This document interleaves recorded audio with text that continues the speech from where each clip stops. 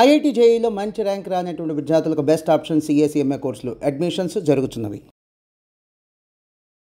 జై శ్రీరామ్. నా పేరు మాధురి. మీరు చూస్తున్నది సుమన్ టీవీ నెట్వర్క్. ఈరోజు మనతో పాటు ఉన్నారు ప్రముఖ జ్యోతిష్య వాస్తు పండితులు బ్రహ్మశ్రీ గుండెపూడి సుధీర్ శర్మ గారు. నమస్కారం గురువు గారు. జయ శ్రీరామ్. శ్రీమాత్రే నమః. శ్రీ గురుభ్యో నమః. గురుగారు, నాకు కొంతమంది అంటే చాలా భయం వేస్తుందండి.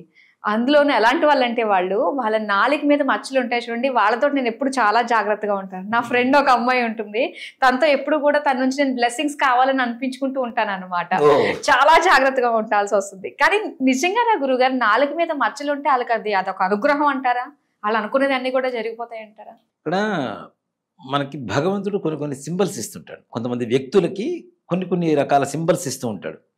అంటే వాటి ద్వారా వాళ్ళకు ఉండేటువంటి పూర్వజన్మ సుకృతం కావచ్చు, లేదు భగవంతుడు అనుగ్రహం కావచ్చు. వాటిని మనం గ్రహించడానికి ఉండేటువంటి కొన్ని సింబల్స్ అవి. కొంతమందికి పాములు జోలికి రావు, చూస్తారో లేదు. దేనికి అంటే గరుడ రేఖ అని చెప్పి ఒక రేఖ ఉంటుంది చేతిలో. గరుడ రేఖ ఉన్న వాళ్ళు ఇలా చేయి చూపిస్తే పాము ఆగిపోవాల్సింది, అక్కడి నుంచి వెళ్ళిపోవాల్సింది. గరుత్మంతుడికి సర్పాలకి పడదు కదా, సంపూర్ణమైనటువంటి వైరం కదా. కాబట్టి గరుడ రేఖ ఎవరి చేతిలో ఉంటే అక్కడ పాములు ఆగిపోతాయి, రావు, వాళ్ళ జోలికి రావు. అలాగే కొంతమంది లగ్న జాతకులకి, కొన్ని నక్షత్రాల వాళ్ళకి కొన్ని రకాల శక్తులు ఉంటాయి. దీంట్లో ముఖ్యంగా మీరు అంటున్నటువంటి నాలుగు మీద మత్స కావచ్చు, అంటున్నటువంటి మాట కావచ్చు, వీటిల్లో ముఖ్యంగా నేను గమనించింది ఏంటంటే, ఈ మత్సలు ఇవన్నీ వీటితో పాటుగా ఎవరైతే నిష్కల్మషమైనటువంటి మనస్సు ఉంటుందో వాళ్ళని బాధ పెట్టకూడదని చెప్తా. ముఖ్యంగా ఎదురు వాళ్ళని బాధ పెట్టేటువంటి పరిస్థితి ఎవరికి రాకూడదు, బాధ పెట్టకూడదు. అందులో కొంతమంది చాలా మంచి వాళ్ళు ఉంటారు. నాన్న ఎవరేమనుకున్నా ఏం పర్లేదు, పోనివ్వండి, ఏం పర్లేదు, ఏం కాదు పోనివ్వండి అంటారు కదా. అలాంటి వాళ్ళని బాధ పెడితే నిజంగా భగవంతుడు కూడా క్షమించాడు, అవునా? అలాగే కొంతమంది దేవత ఉపాసనా శక్తులు కొంతమందికి ఉంటాయి.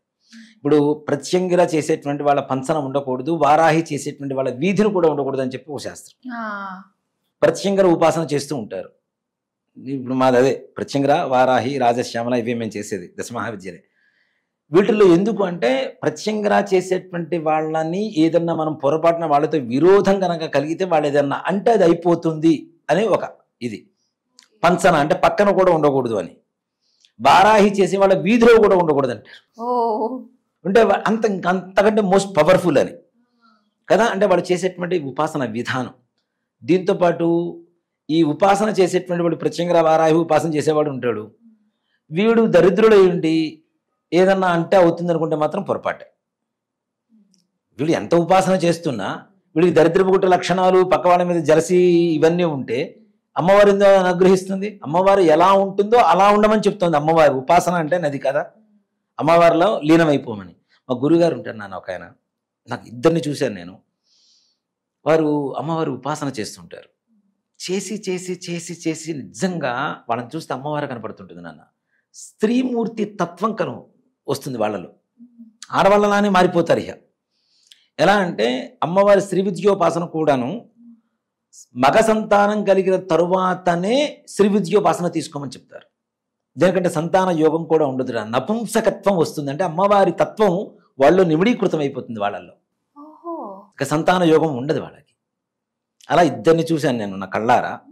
ఒక ఆయన మన యూట్యూబ్లో వాటిలో కూడా ఈ మధ్యలో కూడా చాలా ఫేమస్ అవుతుంటారు. ఆయన చాలా మంచి విద్యావేత్త, ముప్పవరపు సింహాచల శాస్త్రి గారని. ఆయన మన తిరుమల తిరుపతి దేవస్థానం మ్యూజిక్ కాలేజీలో ప్రొఫెసర్గా పనిచేసి హరికథలు చెబుతూ ఉంటారు. ఈ మధ్య కాలంలో తండ్రి గురించి, తల్లిదండ్రుల గురించి వీడియోస్ చాలా బాగా వైరల్ అయినాయి వారివి. ఆయన సేమ్ ఆడవాళ్ళు లక్షణాలు ఏవైతే ఉంటాయో, అమ్మవారి లక్షణాలు, ఆడవాళ్ళ లక్షణాలను కూడా చెప్పకూడదు, అమ్మవారి లక్షణాలు ఏవైతే ఉంటాయో ఆయన సంపూర్ణంగా ఉంటాయి నాన్న. ముగ్గు వేస్తారు. గుంటూరు జిల్లాలో ముగ్గురు పోటీలో 5 సార్లు ఫస్ట్ ప్రైజ్ కొట్టాడు ఆయన స్టేడియంలో. వంట చేస్తారు. నేను అన్నగారని పిలుస్తాను ఆయన్ని, బాగా దగ్గరగా ఉంటారు. నేను అలంకారాలు అవన్నీ కూడా ఆయన దగ్గరే నేర్చుకున్నా. మా చిన్నప్పుడు నాకు 11 సంవత్సరాల దగ్గర నుంచి బాగా పరిచయం. నా చిన్నప్పుడంతా బాల్యం అంతా కూడా ఆయన దగ్గరే గడిచిందని చెప్పుకోవచ్చు. వీణ వాయిస్తారు నాన్న. మరి వీణ అంటే సరస్వతి అమ్మవారు కదా. వీణ సంపూర్ణమైనటువంటి విద్వత్.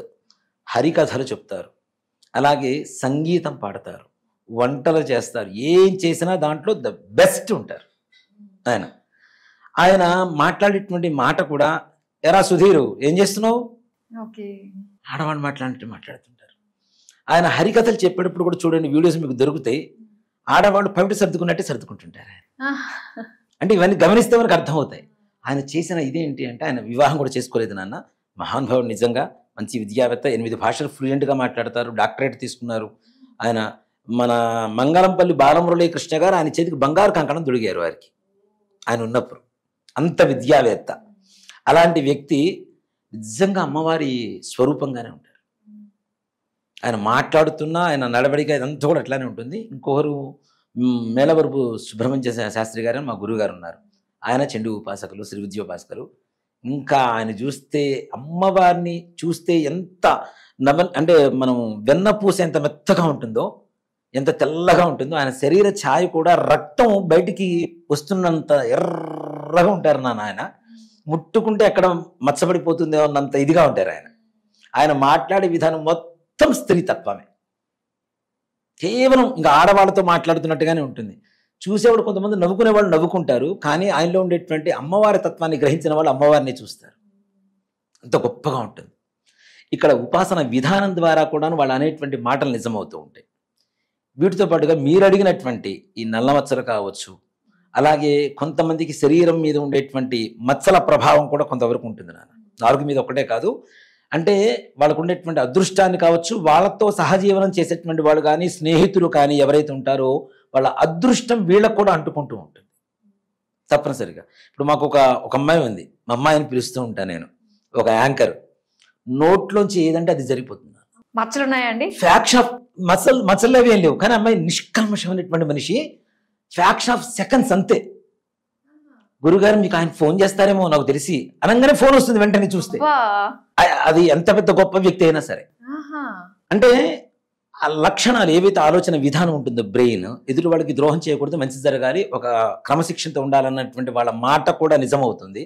అందుకని జ్యోతిష్ శాస్త్రం నేర్చుకునే ముందు కూడా గురువులు ఏం చేస్తారంటే 40 రోజుల పాటు వాళ్ళ దగ్గర పెట్టుకుంటారు శిష్యుణ్ణి. 40 రోజుల పాటు ఒక్క అబద్ధం కూడా చెప్పకుండా ఉంటేనే వీడికి జ్యోతిష్ శాస్త్రం నేర్పిస్తారు. అప్పుడే కదా వాడు చెప్పింది నిజం అవుతుంది, నిజానికి అలవాటు పడతాడు కదా. అంటే వాక్ శుద్ధి కోసం. అందుకని చెప్పి దీంతో పాటు ఈ నల్ల మచ్చలు ఉండడం అనేది పూర్వజన్మ సుకృతంగా చెప్పుకోవచ్చు. వాళ్ళు అన్న మాట శాసనంగా మారుతూ ఉంటుంది. అది చెడు కావచ్చు, మంచి కావచ్చు. వాళ్ళకి ఎవరి మీదన్నా కోపం వచ్చి నాశనం అయిపోతారా అంటే చాలు, వాడికి ఏదో టక్కన కింద పడిపోతుంటాడు. అలాగే మీరు బాగుండాలి, ఇప్పుడు మీరు ఇందాక అన్నారు చూడండి, సెంటిమెంట్ నాకు అమ్మాయితో చాలా సార్లు నేను బ్లెస్సింగ్స్ తీసుకుంటానని, అలాంటివి కూడా నిజమవుతాయి. నాలుగు మీద మచ్చ అనేటువంటిది అదేదో పిచ్చి మాట ఏం కాదు. ఓ మాట చెప్పాలంటే, శాస్త్రపరంగా తీసుకుంటే పుట్టుమచ్చలకు ఉండేటువంటి శాస్త్రం ఎంత నిజమో, అలానే నాలుక మీద మచ్చ ఉండడం అనేటువంటిది వాళ్ళ నోట్లో వచ్చేటువంటి మాట ఒక శిలాశాసనం లాగా తయారవుతూ ఉంటుంది. కాబట్టి వాళ్ళని బాధ పెట్టవద్దు. అంటే వాళ్ళు ఏదో చెడు చేస్తే మనం మాట అనవద్దని కాదు, ఎలాంటి పరిస్థితుల్లో కూడాను వాళ్ళ దగ్గర నుంచి మనం ద్రోహం చేయకుండా, వాళ్ళకి దూరం కోరుకోకుండా దగ్గర ఉంటూ వాళ్ళతో సన్నిహితంగా ఉంటే నిజంగానే పక్కనుండే వాళ్ళ అదృష్టం పక్కనుండే వాళ్ళు కూడా అంటుకుంటుంది గ్యారెంటీ. వాళ్ళు కూడా తక్కువ స్థాయిలో ఏమి ఉండరు.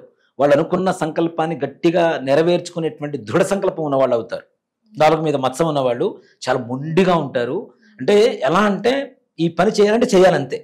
అవునండి, నాకు ఇద్దరు ఉన్నారు, ఇద్దరు అలాంటి వాళ్ళే మీరు చెప్తున్నారు.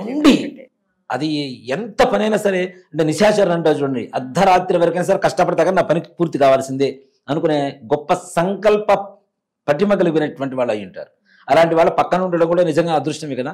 అలాంటి అలవాట్లు మనం నేర్చుకున్నాం అనుకోండి, నిజంగానే అనుకున్న పని చేయదగినంత సంకల్పం అంతమించి ప్రపంచంలో ఏముంటుంది చెప్పండి. విక్రమార్కుల్లాగా వాళ్ళ పటుత్వం మనకు వస్తుంది కదా, అది కూడా అదృష్టమే కదా. అంతకుమించిన అదృష్టం ఏముంటుంది మనకి.